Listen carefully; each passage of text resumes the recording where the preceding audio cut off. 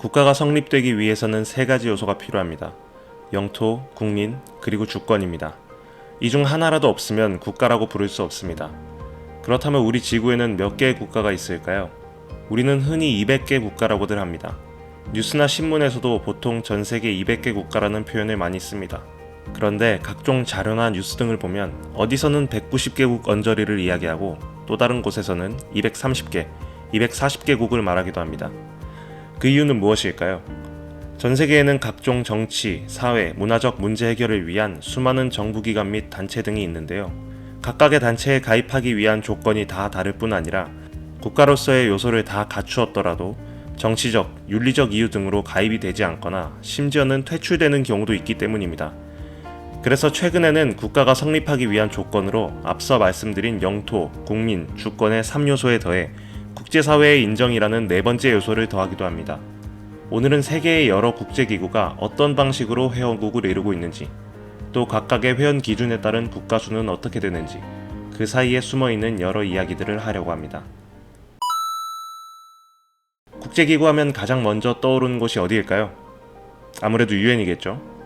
2차 대전 종전 후 승전국을 중심으로 평화로운 국제관계를 위해 만들어져 지금까지도 각종 산하기구들과 위원회가 구성되어 세계 각국 교류의 장이 되고 있는 유엔.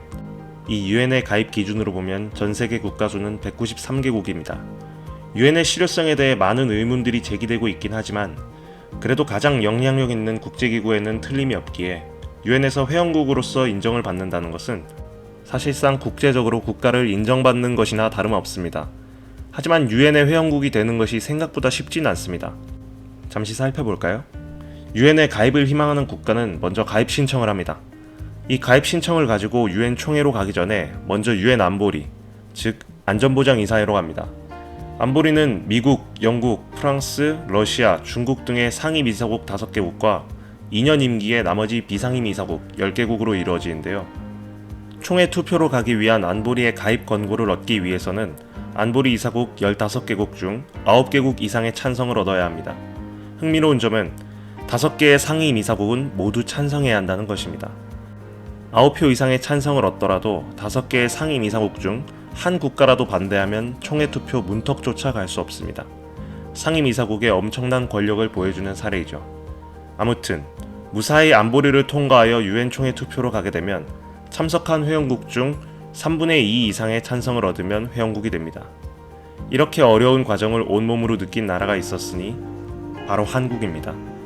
한국은 유엔 창립 이후 수십 년간 가입을 시도하였으나 당시 공산권 국가의 지속적인 거부권 행사로 인해 1991년에 이르러서야 남북 동시가입 형식으로 유엔 회원국으로서의 지위를 얻게 되었습니다. 이러한 복잡한 과정을 거친 유엔 회원국은 국가로서 어느 정도 검증이 되었다고 볼 수 있기 때문에 각종 집계에서 유엔 회원국 수를 전 세계 국가 수로 사용하는 경우가 많습니다. WTO, 세계은행 등과 함께 경제 부문에서 가장 유명한 국제기구인 국제통화기금, IMF는 어떨까요? IMF 가입 기준으로 본 국가 수는 190개입니다. 우리에게는 사실 아픈 기억으로 남아있는 IMF는 1945년 국제통화 및 금융제도의 안정을 위해 설립되었습니다. 가입 과정을 한번 볼까요? IMF 규정을 보면 가입 자격에 딱히 제한이 있지는 않습니다. 질서 있고 안정적인 환율 제도 운영을 통해 국제 통화 문제에 협력할 의사가 있습니까? 라는 대답에 yes 라고 대답할 수 있으면 됩니다. 근데 가입하겠다고 바로 되는 건 아니고요. 이사회 승인을 거쳐 총회 투표에 회부됩니다. 다음으로 총회에서 전체 투표권 3분의 2 이상을 보유하는 과반수 회원국이 찬성하면 회원국이 됩니다. 그런데 뭔가 이상한 부분이 있지 않나요? 전체 투표권 3분의 2 이상을 보유하는 과반수. 이 말이 무슨 뜻일까요? 전체 투표권의 3분의 2 이상이 필요하면 당연히 찬성하는 국가의 수도 3분의 2 이상이어야 할 텐데 과반수라뇨? 그 비밀은 바로 IMF의 특이한 투표권 방식에 있습니다. IMF가 저소득 국가 지원, 구제금융 등을 하기 위해서는 돈이 필요합니다. 그 돈은 어디서 나오느냐? 회원국의 공동출자로 나옵니다. 회원국은 가입할 때 해당 국가의 경제 규모에 따라 기금 내에서 일정량의 쿼터를 할당받아 납입하여야 가입 절차가 완료가 됩니다.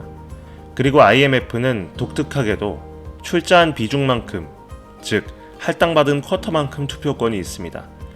예를 들면 한국은 1.8%의 쿼터를 가지고 있고 투표권도 100% 중 1.8%만큼 가지고 있는 것입니다. 따라서 절반의 국가만이 찬성하더라도 투표의 결과는 3분의 2 이상 찬성으로 나올 수가 있습니다. 통화 문제에 협력만 하면 특별한 제한이 없다는 가입 조건과 달리 정치적인 고려가 개입될 수 있는 가입 과정입니다. 또 가입 시 배정된 쿼터를 납입할 수 있는 경제적 능력이 또 다른 가입 허들로 작용할 수 있겠습니다. 앞서 살펴보았던 UN이나 IMF 등은 정치 경제적 이해관계가 많이 얽힐 수밖에 없는 국제기구이기 때문에 아무래도 회원국이 되는 것이 비교적 까다롭습니다. 때문에 그 둘을 기준으로 국가의 수를 집계하면 200개국에 모자라게 집계됩니다. 그렇다면 스포츠 관련 국제기구에선 어떨까요? 스포츠 분야의 국제기구 하면 대표적으로 국제올림픽위원회, 즉 IOC가 있습니다. IOC 위원장은 웬만한 국가의 수반에 준하는 대우를 받을 정도로 국제적으로 상당한 영향력이 있는 단체입니다. 그런데 이 IOC는 가입 주체가 좀 특이합니다. 앞서 살펴본 UN과 IMF가 국가로서 회원을 이루고 있었다면 IOC는 국가로서 가입하는 것이 아닙니다. IOC는 NOC, 즉 국가올림픽위원회가 가입을 하는 것입니다. 마치 IOC라는 거대한 글로벌 기업이 있다고 하면 각국의 지부가 있는 것이죠. 미국에는 미국올림픽위원회, 일본에는 일본올림픽위원회, 이런 식으로요. 다만 한국은 한국올림픽위원회가 아닌 대한체육회가 그 역할을 대신하고 있습니다. 이렇다 보니 국가올림픽위원회가 아닌 국제수영연맹, 국제축구연맹 등 특정 종목의 국제연맹도 IOC 회원으로 가입되어 있습니다. IOC의 규정이 담겨있는 올림픽 헌장을 살펴보니 그 가입 과정이 많이 복잡하진 않습니다. IOC 총회에서 절반 초과의 위원이 제석하여 그중 과반수의 동의를 받으면 IOC에 가입할 수 있습니다. 그러나 신청을 한다고 해서 무조건적으로 가입하여 활동할 수 있는 것은 아닙니다. 애초에 올림픽 헌장에는 국가는 국제사회의 인정을 받은 독립국가를 의미한다 라고 되어 있기 때문에 국가 승인에 관해 국제사회에 합의가 되지 않은 경우에는 회원으로서 활동하기 어렵기 때문입니다. 1979년 중국올림픽위원회가 중국을 대표하는 유일한 국가올림픽위원회로 승인되자 기존의 대만올림픽위원회가 IOC 활동과 올림픽 참여를 계속하기 위해서는 국호를 중화 타이베이로 바꾸고 국기 또한 사용할 수 없게 된 것이 그 단적인 사례입니다. 그 때문에 지금도 올림픽 중계를 보면 대만은 국호와 국기를 사용할 수 없죠. 이뿐만 아니라 IOC에 가입된 국가올림픽위원회는 IOC의 통제, 일종의 참견을 받습니다. 국가올림픽위원회의 규정과 활동은 올림픽 헌장이나 IOC의 결정 내용과 부합하여야 하기 때문입니다. 만약 그렇지 못할 경우 제재가 내려질 수 있습니다. 선수들의 올림픽 출전을 비롯한 각종 스포츠 문제에서 IOC의 입김이 강하게 작용하는 이유이기도 합니다.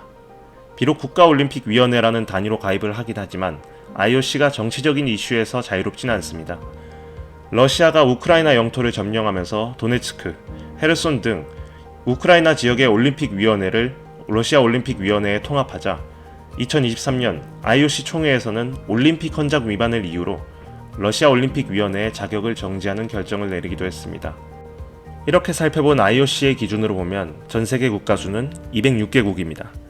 IOC와 비슷한 혹은 그 이상의 위상을 자랑하는 단체 FIFA도 IOC와 비슷한 면이 많습니다. FIFA는 국가별 축구협회 단위로 가입을 합니다.